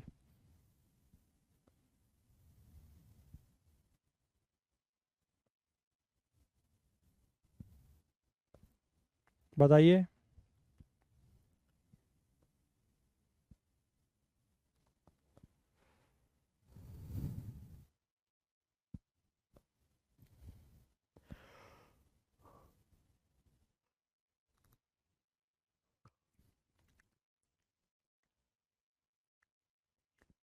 परसेंटेज की वैल्यूज ऐड करके 70 आ रहा है, तो क्या कस्टमर को ये जो प्रोडक्ट है ये 170 रुपीज़ में मिलेगा? यस और नो? क्या सर? ये जो परसेंटेज दिए हुए है ना वैल्यूज, हाँ सर। इन सबको ऐड करके 70% आ रहा है। 10 + 20 + 30 + 10 70 आएगा। नहीं। तो मैं 70 नहीं आएगा, 70 आएगा ना? नहीं, हाँ हाँ। आएगा सर। तो मैन्युफैक्चरर ने जो चीज़ 100 रुपीज़ में प्रोड्यूस की है जो प्रोडक्ट, तो वो कस्टमर को 170 रुपीज़ में मिलेगा। क्या ये बात सही है या नहीं है? नहीं है। नहीं है। गणेश कुमार। क्या सर? मैं फॉलो कर रहा था सर एक क्वेश्चन, सॉरी। मैं ये बोल रहा हूँ कि ये जो परसेंटेज की वैल्यूज़ दी हैं, हाँ सर। इन सबको ऐड करें कितना आता है? 70। नहीं। 70 ऐड करके नहीं आता है। 10 + 20 + 30 + 10 70 आता ना?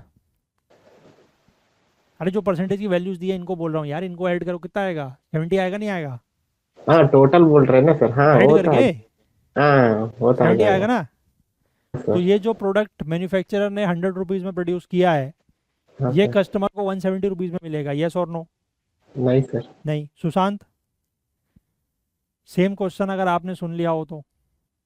नो। अच्छा, तो क्या होगा, क्यों नहीं मिलेगा, चाहिए बताइए। तो ये होलसेल का परसेंटेज हिसाब से वो ज़्यादा होता है। मैन्युफैक्चर 10% डाले तो ये 110 होता है होलसेलर का। हम्म। का 20% डाले तो 122% डिस्ट्रीब्यूटर का होता है।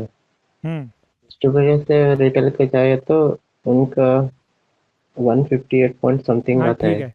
ठीक है, मतलब मैं आपकी बात समझ गया। यही बात आप लोगों को भी सबको पता है ना? यही मैं समझाना भी चाह रहा हूँ कि अगर जब ऐसा होगा तो आपको बेसिकली ये जो परसेंटेज अप्लाई हो रहा है, ये जस्ट प्रीवियस वैल्यू पर अप्लाई होगा। यानी कि ये जो 10% अप्लाई होगा वो इसके ऊपर अप्लाई होगा, 100 के ऊपर। ठीक है। फिर ये जो 20% अप्लाई होगा वो इसके ऊपर अप्लाई होगा, जो यहाँ की वैल्यू आएगी उसके ऊपर। ठीक है ना? Yes sir. तो इसलिए आप इसको डायरेक्टली ऐसे ये सारे के सारे परसेंटेज को ऐड करके और वैसे आंसर नहीं बना सकते, है ना? गड़बड़ हो जाएगी। तो लेट से अगर मैं इनकी वैल्यूज़ को ऐसे लिखूं कि होलसेलर को वैल्यू पड़ रही है एक्स, इसको पड़ रही है वाई और इसको मिल रही है जेड। ठीक है। तो x will be how much? 110। या इसको भी, हाँ मतलब 110 आप कह सकते हैं। अगर इसको मैं लेट से, इसको मैं मान लेता हूँ पी, इनिशियल वैल्यू को। ठीक है। तो this will be 1.1 of P. Yes और नो? Yes sir. डायरेक्ट लिखेंगे ना अब, है कि ना? हाँ सर। फिर डिस्ट्रीब्यूटर यानी कि y is equal to 1.2 of x। Yes sir. इसकी पिछली वाली वैल्यू, अब x की वैल्यू को 1.1 p लिखें, फिर p की जगह 100 लिखें, वो आपको फाइनल आंसर निकालने के लिए आप कर सकते हैं। ठीक है। तो ये हो जाएगा z will be equal to 1.3 of Y. y। और ये वाली वैल्यू कितनी होगी? 1.1 ऑफ जेड। z। ठीक है। फिर यहाँ से आपको अगर वैल्यूज निकालनी है तो z की जगह ये, y की जगह ये, x की जगह ये और p की जगह ये ऐसे रखते रहेंगे तो आपको फाइनल वैल्यू मिल जाएगी। ठीक है। हाँ सर। मतलब वैल्यूज आप अगर डायरेक्ट निकालना चाहें तो वैल्यू क्या बनेगी, वो 1.1 इंटू 1.3 इंटू 1.2 इंटू 1.1 इंटू और लास्ट में 100। ये। तो ये है वो टोटल वैल्यू वैसे। ठीक है ना? बट आपको यही ध्यान रखना है कि इस तरीके से जब भी परसेंटेज इंक्रीज हो रहा हो या डिक्रीज हो रहा हो, यहाँ पर हालांकि ये सारा का सारा परसेंटेज जो है वो इंक्रीज है। ठीक है। तो अगर सारे परसेंटेज इंक्रीज हो रहे हैं तो ऐसे करना है। अगर परसेंटेज डिक्रीज होगा तो क्या करेंगे? माइनस करना। जैसे अगर आप इसी वैल्यू को, मतलब आप पहले इसको नोट कर लीजिए, कर लिया? हाँ सर। ठीक है, अब रुकिए थोड़ा सा इसमें वेरिएशन करते हैं।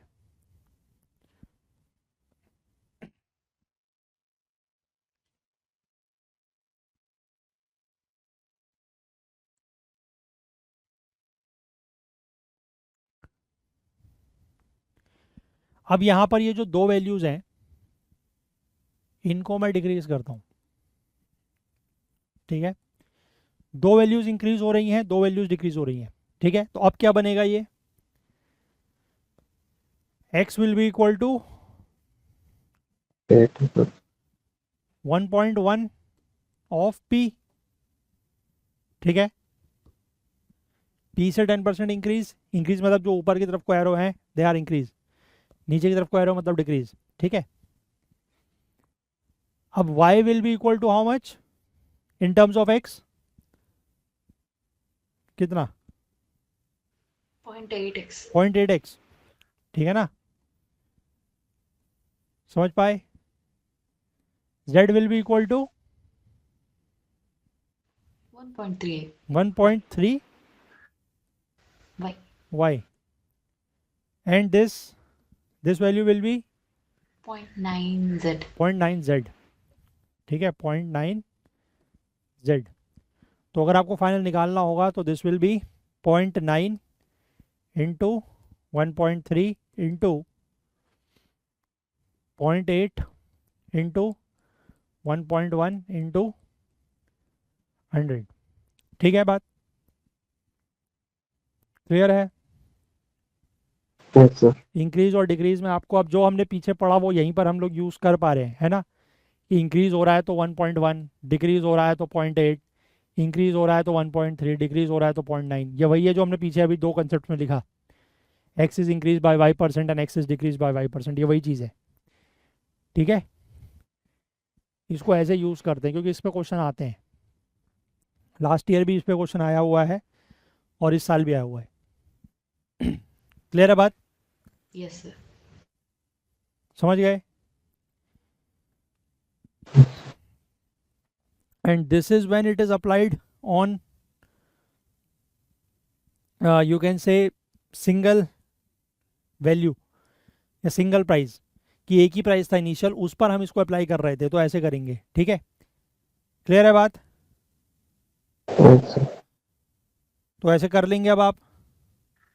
हाँ सर। इंक्रीज डिक्रीज, अगर सारे डिक्रीज होंगे तो सारे डिक्रीज हो जाएंगे। ठीक है, सारे इंक्रीज है तो सारे इंक्रीज हो जाएंगे, कुछ इंक्रीज है कुछ डिक्रीज है तो ऐसे कर लेंगे। ठीक है ना, क्लियर है बात। नेक्स्ट, इसी कॉन्सेप्ट का पार्ट टू सेज कि व्हेन दिस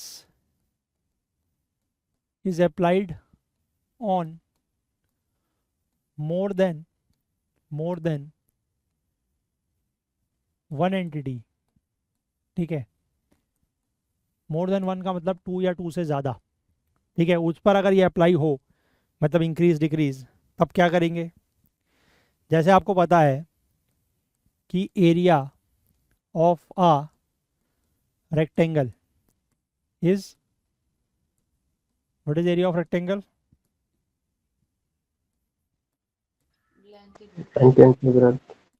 ठीक है, लेंथ इनटू ब्रेड्थ, या फिर उसको विड्थ भी कह देते हैं। ठीक है, लेंथ इनटू ब्रेड्थ या लेंथ इनटू विड्थ। अब इफ से the length is increased by 10%। ठीक है, length is increase by 10% and the breadth is decreased by 20%. Length is increased by 10%, breadth is decreased by 20%.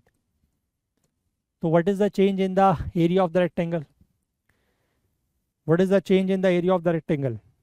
Or what is, you can say, the percentage change in the area of the rectangle? Percentage change, increase, decrease, or by how much percent?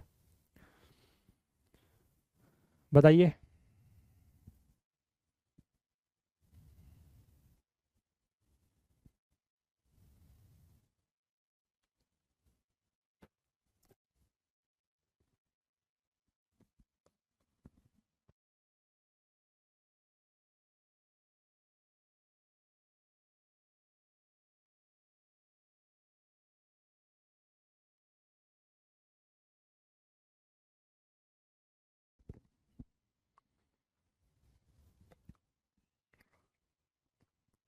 percentage change in the area of the rectangle.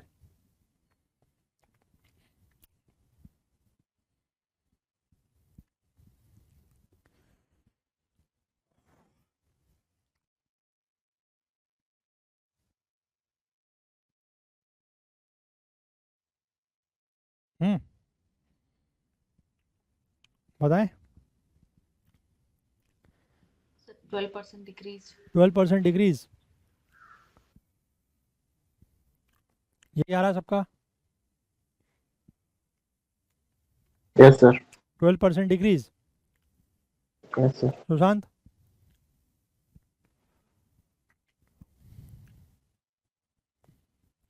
यही आ रहा है। देखो, late से the initial length is L.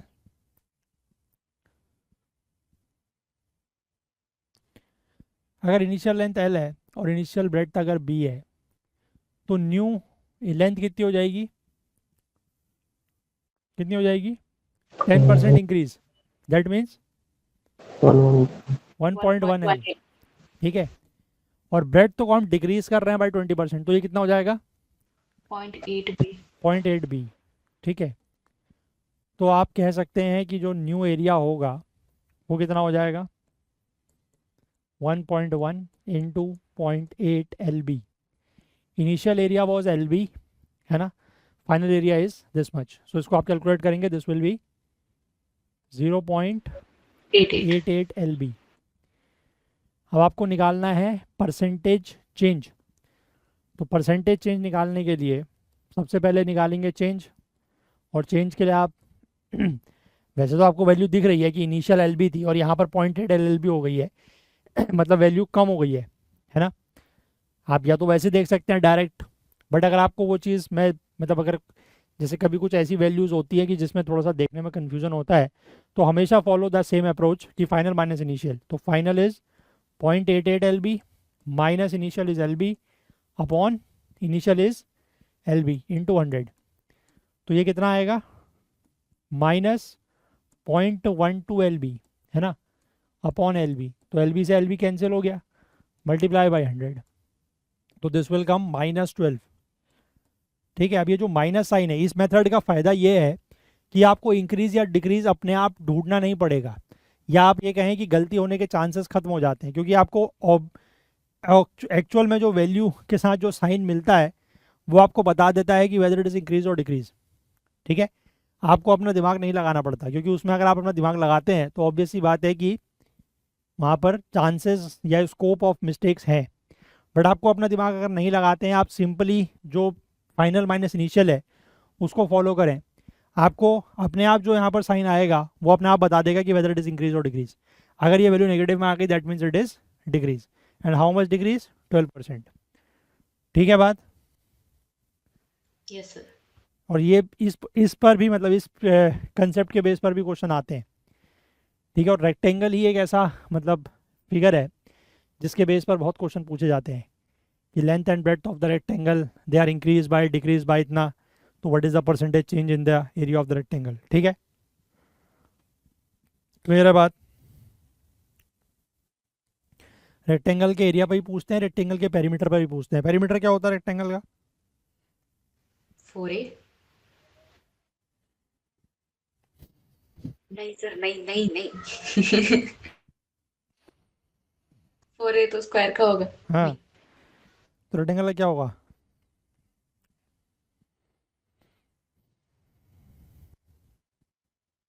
बताओ Ganesh Kumar. Sir 2 of length into length plus breadth. इतना याद नहीं करना होता ना, मतलब हर चीज़ रटनी थोड़ी है। रेक्टेंगल आपको पता है रेक्टेंगल का मतलब क्या है?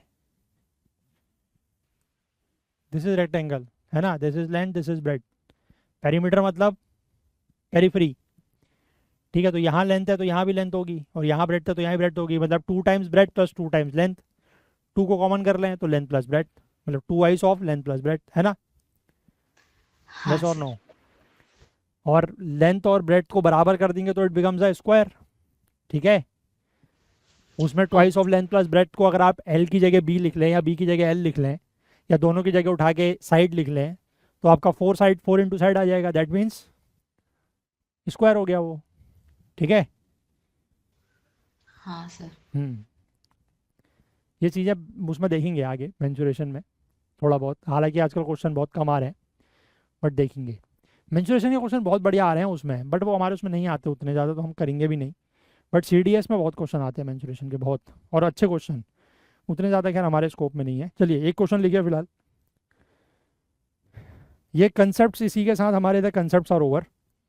ठीक है, जितने कंसेप्ट मैंने आपको बताए हैं, दी 7 कंसेप्ट, इन्हीं के बेस पर सारे क्वेश्चन हो जाएंगे। ठीक है, that's my guarantee.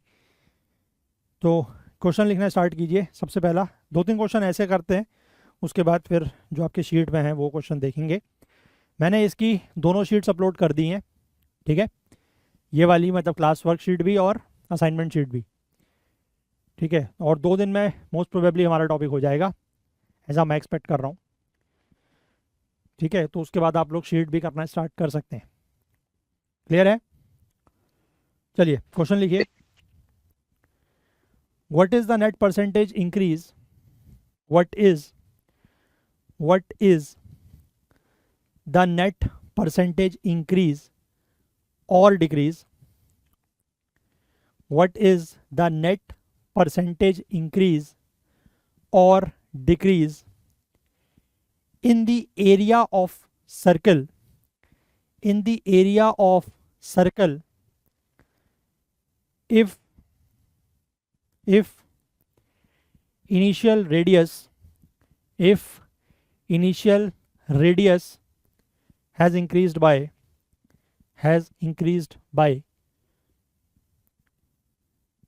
10%, if initial area has, if initial radius has increased by 10%। ठीक है, करिए ट्राई।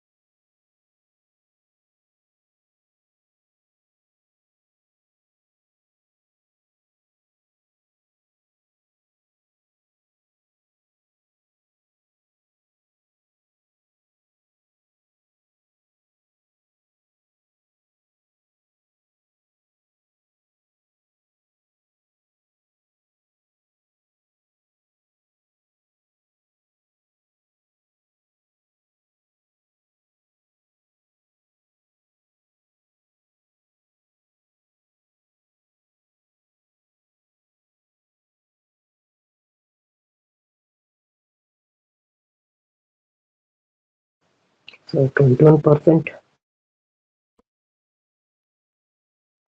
कितना आ रहा है? 21%. 21%। सबका आ गया? हाँ sir.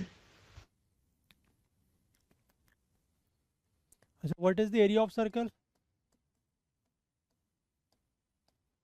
Square. Pi square. Pi are square. ठीक है, where R is the radius. ठीक है। अब this R is increased by 10%, यानी कि new radius will be 1.1 R। ठीक है। अगर आपको थोड़ा सा ज़्यादा प्रैक्टिस हो जाए तो उसके बाद आपको पूरा लिखना भी नहीं है, क्योंकि आपको जैसी ये वैल्यू 1.1 मिली, ठीक है, और आपको पता है कि यहाँ पर करना क्या है हमें, स्क्वायर स्क्वायर, तो 1.1 का स्क्वायर करेंगे तो 1.21 R 1.21, और ये एक्चुअल वैल्यू R है, मतलब R स्क्वायर है, और ये वैल्यू कितनी हो जाएगी 1.21 R स्क्वायर, तो उससे इनिशियली से कितना ज़्यादा हो गई 0.21 0.21, यानी कि मतलब वही 21%। ठीक है, डायरेक्ट भी कर सकते हैं, लेकिन अगर उतना डायरेक्ट नहीं करना चाहें तो थोड़ा सा लिख भी सकते हैं। ठीक है, ये आपका हो गया न्यू एरिया रेडियस। तो यहाँ से आप न्यू एरिया निकालेंगे, that will be pi into 1.1 R का square, so this will B 1.21 pi R square. फिर उसके बाद वही परसेंटेज चेंज, परसेंटेज इंक्रीज या परसेंटेज चेंज, तो final minus initial, this is final 1.21 pi R square minus pi R square initial upon initial. नीचे हमेशा ध्यान रखना, नीचे वैल्यू इनिशियल ही आएगी। ठीक है, क्लियर है, अनलेस मेंशन्ड। हाँ, ये भी ध्यान रखना, क्वेश्चन घुमाने के लिए कभी ये पूछा जा सकता है नीचे वाली वैल्यू किसी और के रिस्पेक्ट में, समझ रहे हो बात। हाँ सर। हाँ, अगर कुछ मेंशन नहीं किया हुआ है, अगर सिंपल लिखा हुआ है परसेंटेज इंक्रीज डिक्रीज निकालो, तो आपको हमेशा नीचे, मतलब डिफ़ॉल्ट है कि तब आपको नीचे इनिशियल वैल्यू ही लेनी है। अगर कुछ मेंशन किया हुआ है कि जो ये चेंज है विद रिस्पेक्ट टू, और मान लीजिए क्वेश्चन में ऐसा आ गया कि ये जो चेंज ऑफ एरिया आप निकाल रहे हो with respect to the new area, तब यहाँ पर फिर फाइनल वैल्यू आएगी। ठीक है, मतलब जिसके रिस्पेक्ट में निकालने को पूछा होगा वो आएगी यहाँ पर। लेकिन अगर कुछ नहीं दिया हुआ है तो यहाँ पर बाय डिफ़ॉल्ट कौन सी वैल्यू आती है, इनिशियल। ठीक है, तो this value will be 0.21 pi are square upon pi are square into 100। ठीक है, पाई आर स्क्वायर से pi are square cancel, this becomes 21%। Clear है बात, क्लियर है, ठीक है ना, आसान है। चलिए नेक्स्ट क्वेश्चन लिखिए, write down next question. Initial price of sugar, initial price of sugar was rupees 80 per kg. Initial price of sugar was rupees 80 per kg and initial quantity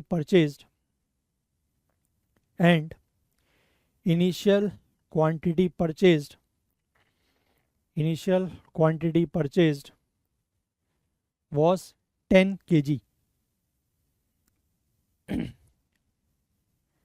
10 kg, full stop. If the price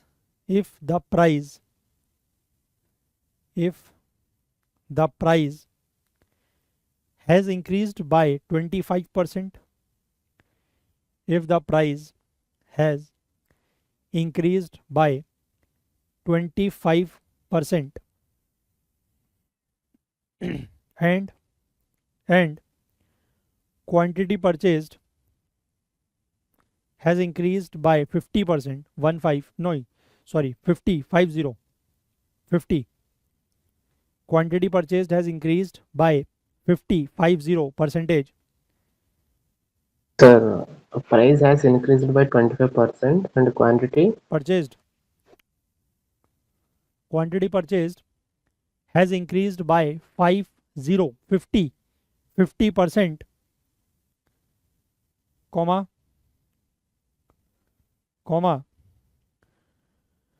what is the percentage increase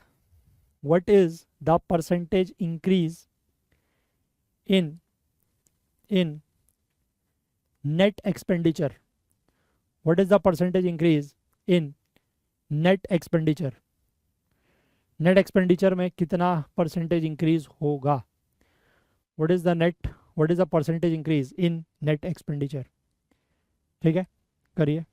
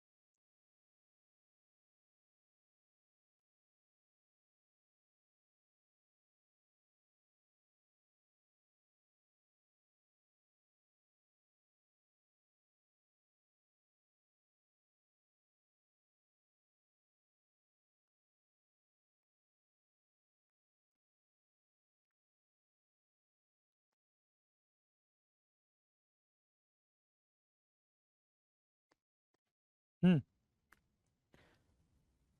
हो गया। Yes sir. Answer 87.5। 87.5%। Yes sir. 87.5%।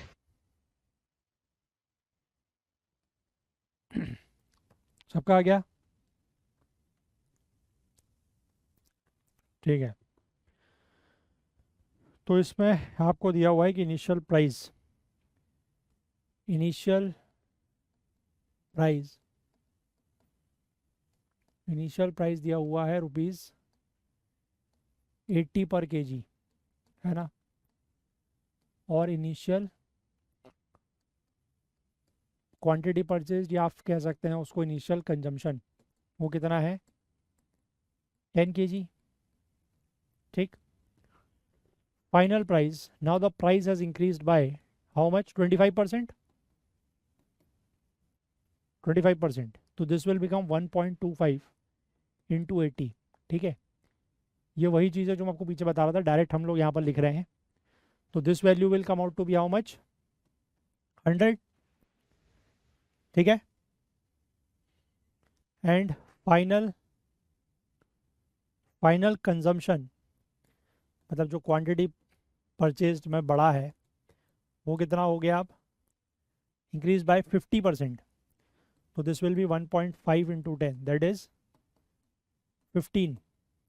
ठीक है, तो initial जो expenditure हो रहा था, जो पहले खर्चा हो रहा था, इनिशियल एक्सपेंडिचर वॉज 80 रुपीज़ पर के जी इंटू 10 के जी, दैट मीन्स कितना रुपये खर्च हो रहा था, 800। Yes sir. अब फाइनल एक्सपेंडिचर कितना खर्चा हो रहा है, final price into final consumption, final price is now 100 rupees 1,500। And 50, तो इट विल बी रुपीज़ 1500। ठीक है, अब यहाँ पर क्वेश्चन में भी आपको दिया हुआ है और वैल्यू से भी आप बता सकते हैं कि ये एक्सपेंडिचर क्या हो रहा है, बढ़ रहा है।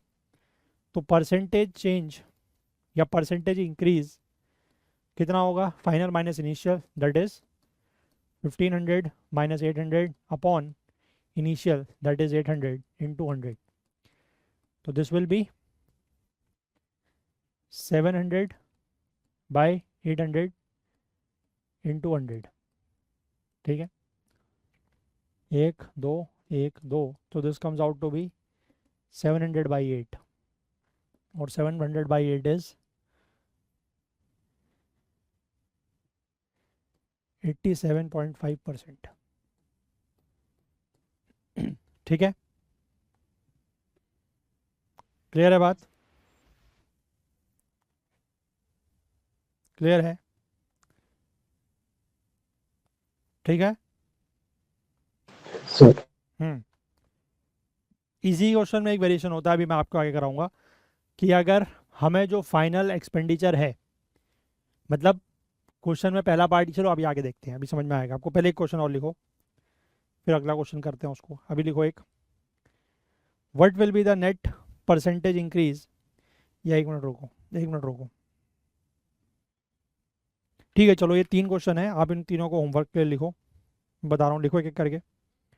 What will be the net percentage increase, what will be the net percentage increase और डिक्रीज, नेट परसेंटेज इंक्रीज और decrease in volume of cuboid, in volume of a cuboid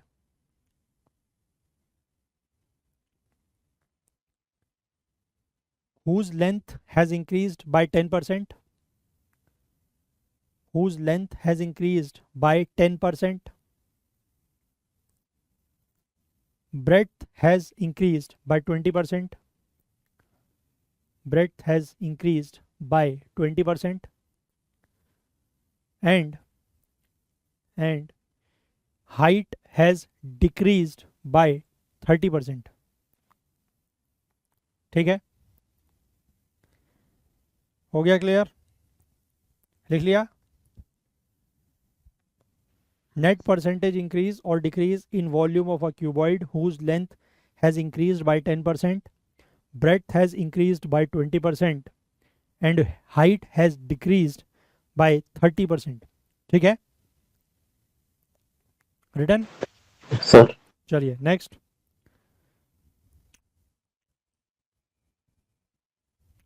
next, Ramesh has rupees Ramesh has rupees 1000, Ramesh has rupees 1000 to purchase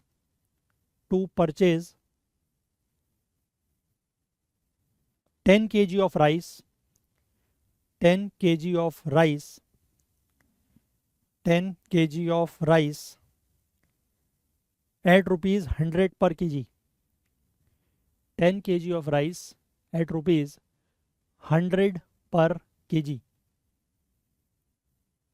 ठीक,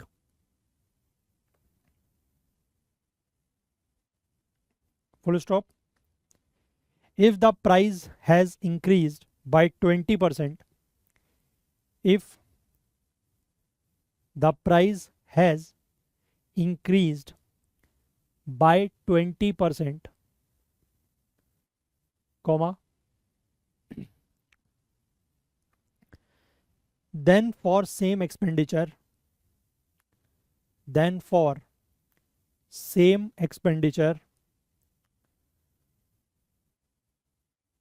comma, what will be net percentage increase, what will be net percentage increase or decrease in consumption, ठीक है, return.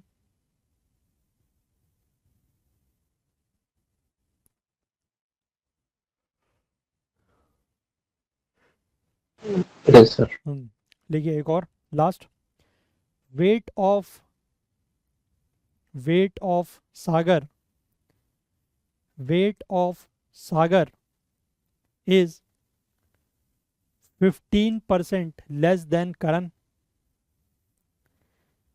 weight of Sagar is 15%, 15% less than Karan, comma, weight of Karan is 20%, weight of Karan is 20% lower than Deepak,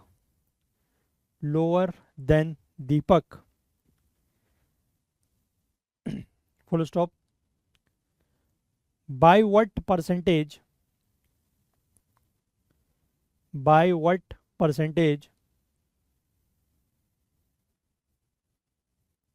Deepak's weight, by what percentage comma Deepak's weight is Deepak's apostrophe s, Deepak's weight is higher than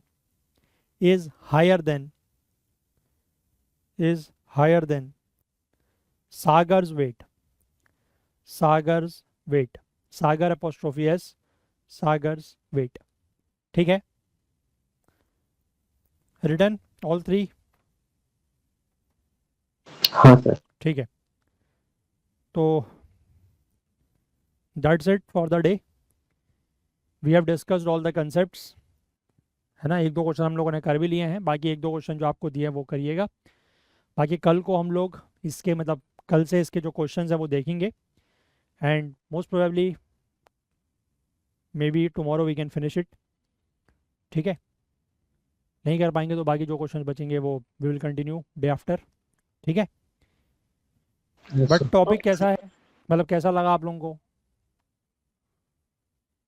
easy है? हाँ sir, अभी तक तो सही है. Easy है. Topic ऐसा ही है. इसमें कुछ ऐसे मतलब बहुत ज़्यादा क्वेश्चंस टिपिकल होंगे नहीं. ठीक है ना. मतलब जितने क्वेश्चंस वही बात है कि जितने क्वेश्चंस यहाँ पर कर रहे हैं बाकी और जो आपके असाइनमेंट शीट है वो सारे क्वेश्चंस अगर आप कर लेते हैं तो it is more than enough. ठीक है. कल को हम लोग 24-25 के क्वेश्चंस भी देखेंगे. 24-25 के जो आए हैं वो भी आप देखेंगे कि सिमिलर लाइंस पे ही हैं. ऐसे ही क्वेश्चंस हैं और ऐसे ही क्वेश्चंस इसमें आते हैं. ठीक है. कोई बहुत ज़्यादा टिपिकल क्वेश्चंस नहीं आते क्योंकि टॉपिक ही अपने आप में ऐसा है, उसका स्कोप ही लिमिटेड है ना. तो एक बात वही है कि जो ऐसे टॉपिक्स हैं ना जिनमें क्वेश्चंस का स्कोप लिमिटेड है तो उससे आप लोगों को एक फ़ायदा ये मिलता है कि आपको पता है कि क्वेश्चन में बहुत ज़्यादा अप एंड डाउन नहीं होगा. है ना. मतलब बहुत ज़्यादा वेरिएशंस नहीं हो सकता. ठीक है. तो ऐसे टॉपिक्स के ऊपर थोड़ा सा जो वो है क्या बोलेंगे फोकस वो ज़्यादा होना चाहिए. ठीक है. Okay. कि अगर ऐसे टॉपिक्स में से क्वेश्चन आए तो आपको किसी भी कीमत पर वो क्वेश्चंस गलत नहीं होने चाहिए, छूटने भी नहीं चाहिए और गलत भी नहीं होने चाहिए. ठीक है. Okay. क्योंकि कुछ टॉपिक्स ऐसे हैं जिनके क्वेश्चंस थोड़ा सा टिपिकल बनाए जा सकते हैं. ठीक है. One of the topic is number system. ठीक है.